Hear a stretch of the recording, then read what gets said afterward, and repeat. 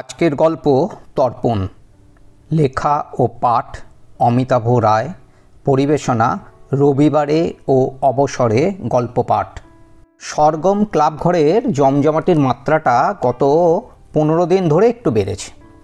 নামটা সরগম না হয়ে সরগরম হলে যেন মানানসই হতো। সারাটা বছরই দিনের বেলায় সংলগ্ন মাঠে সকাল থেকে ক্রিকেট ফুটবল খেলা, আর রাতের বেলায় ক্যারাম তাস আর রাজনীতির আলোচনায় শোরগোল। বিভিন্ন বয়সের মেম্বার রয়েছে। কেউ বা উদারমনস্ক দেখাতে বয়স ভেদেই সিগারেট চালাচালি করে, আবার কেউ কেউ প্রাচীনপন্থী মানসিকতায় পাশের কমিটি রুমে আলাদাভাবে খোঁজ গল্পে মত্ত থাকে। তবে প্রতিবেশীদের অসুবিধার জন্য 3-4 বছর আগে এসি লাগানো হয়েছে, ফলে বেশিরভাগ সময় দরজা জানলা বন্ধ থাকে। যেহেতু এবছর ক্লাবের রজত জয়ন্তী উপলক্ষে পুজোর জন্য বিশেষ উৎসবের আয়োজন চলছে, তাই অন্য বছরের তুলনায় বেশি সময় দেওয়া আর গতর খাটতে হচ্ছে।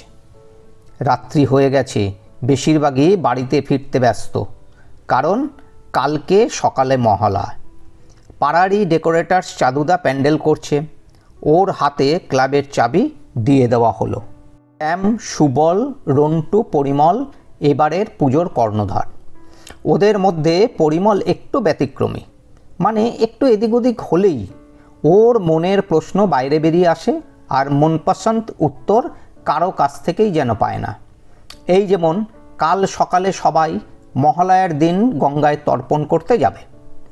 এত বছর ধরে পরিমল চিরকালই নাক ছিটকেছে, কিন্তু এবারে রাস্তায় যেতে যেতে একটা অদ্ভুত প্রশ্ন করে বসল, মহালয়াটা আসলে কি? শ্যাম, সুবল, রন্টু পরস্পরের মুখ চাওয়াচাওয়ি করছিল।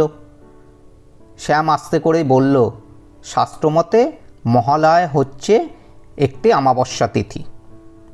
মহালয়া হলো পিতৃপক্ষ এবং দেবীপক্ষের সন্ধিক্ষণ। এদিন মা দুর্গার চোখ আঁকার মাধ্যমে মূর্তিতে প্রাণ সঞ্চার করার প্রথাটি হলো চক্ষুদান উৎসবের সূচনা। দেবী দুর্গা এই দিন পৃথিবীতে অবতরণ করেছিলেন বলে বিশ্বাস করা হয়। ভাদ্র মাসের কৃষ্ণ প্রতিপদে শুরু হয়, পরবর্তী অমাবস্যা পর্যন্ত সময়কে পিতৃপক্ষ বলে। পুরাণ মতে ব্রহ্মার নির্দেশে পিতৃপুরুষেরা এই 15 দিন মনুষ্যলোকের কাছাকাছি চলে আসেন, তাই এই সময় তাদের উদ্দেশ্যে কিছু অর্পণ করা হলে তা সহজেই তাদের কাছে পৌঁছয়। তাই গোটা পক্ষকাল ধরে পিতৃপুরুষদের স্মরণ ও মননের মাধ্যমে তর্পণ করা হয়, যার চূড়ান্ত প্রকাশ বা মহালগ্ন হল মহালয়া, পিতৃপক্ষের শেষ দিন। পরের দিন শুক্লা প্রতিপদে দেবীপক্ষের সূচনা হয়। এই দিনে বাঙালি হিন্দুরা ভোরবেলা ঘুম থেকে উঠে মহিষাসুর মর্দিনী স্তোত্র পাঠ করেন বা শোনেন, এবং এর মাধ্যমে দেবী দুর্গার জন্ম ও মহিষাসুরকে পরাজিত করার কাহিনী স্মরণ করেন। সবাই একটু চুপচাপ পথ চলতে লাগলো।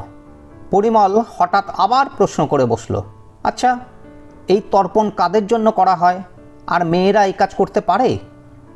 এবার সুবল উত্তরটা দিয়ে ফেলল, মহালয়ার দিনে তর্পণ করা হয় কারণ এই দিনে প্রয়াত পূর্বপুরুষদের আত্মা পৃথিবীতে বিরাজ করে বলে বিশ্বাস করা হয়, এবং তাদের উদ্দেশ্যে জল ও অন্যান্য উপকরণ নিবেদন করে তাদের আত্মার শান্তি ও সন্তুষ্টি কামনা করা হয়।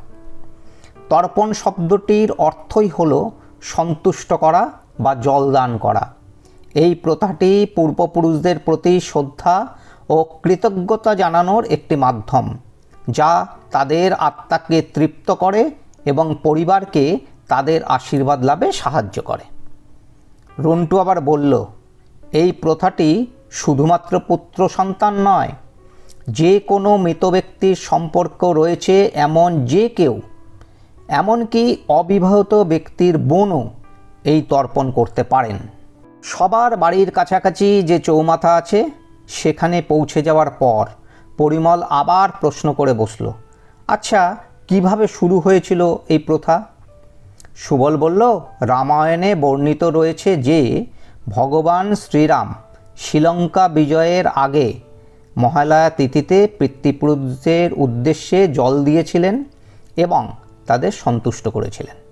সেই থেকেই এই প্রথার প্রচলন শুরু হয়। এখনও সেই প্রথা চলছে। মহালয়ার পর দেবীপক্ষের বা শুক্লপক্ষের প্রতিপদে ঘট বসিয়ে শারদীয় দুর্গাপূজার সূচনা করা হয়।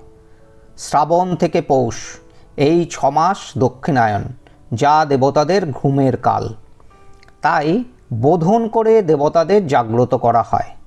মহালয়ার পর প্রতিপদে যে বোধন হয়, সে সময় সংকল্প করে দুর্গাপূজার আয়োজন চলে।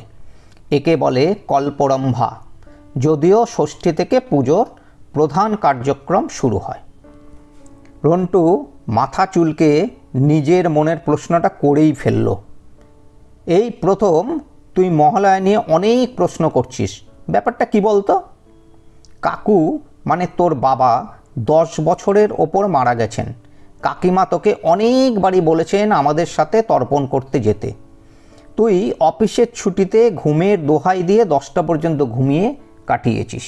এই প্রথম বাচাল পরিমল যেন মুখে সেলোটেপ আটকে নিয়েছে। তবু চাপের কাছে নতি স্বীকার করতেই হলো। সবার প্রশ্নের জন্য পরিমল এবার মুখ খুলল। আসলে রাজবাড়ি বাবার সাথে স্বাভাবিক সম্পর্কের মাঝে একটা বড় ফাঁক ছিল, তোরা তো জানিস। এতদিন এসব নিয়ে কিছু ভাবিনি, কিন্তু গত বছর মা গত হওয়ার পর শ্রাদ্ধের দিন পুরোহিত মশাইয়ের কাছে পুরাণের অনেক গল্প শুনেছি। আত্মা বা পুনর্জন্মে বিশ্বাস না করলেও আজ আর পুরোপুরি অবিশ্বাস করতে পারি না। সত্যি কথা বলতে মাকে সেভাবে সুখ দিতে পারিনি, কিন্তু ওনার আত্মা যেন কষ্ট না পায়। তোদের কথা শুনে বুঝলাম একবারেই 14 পুরুষকে জল 3 দান করা যাবে। করব, কাল তর্পণ করব। আর শোন, সকাল 4টের আগে স্তোত্রপাঠ মানে মহিষাসুরমর্দিনী শোনার জন্য সবাইকে আমি মোবাইল কল করে দেব। নিশ্চিন্তে ঘুমোতে পারিস। তোদের আজ অনেক দেরি করিয়ে দিলাম তো, তাই জাগানোর দায়িত্বটা আমি নিজেই নিলাম। Good night. সবাই যে যার বাড়ি যেতে যেতে অনুভব করলো এবারে রজত জয়ন্তীর পুজো একেবারে অন্যরকমভাবে কাটবে।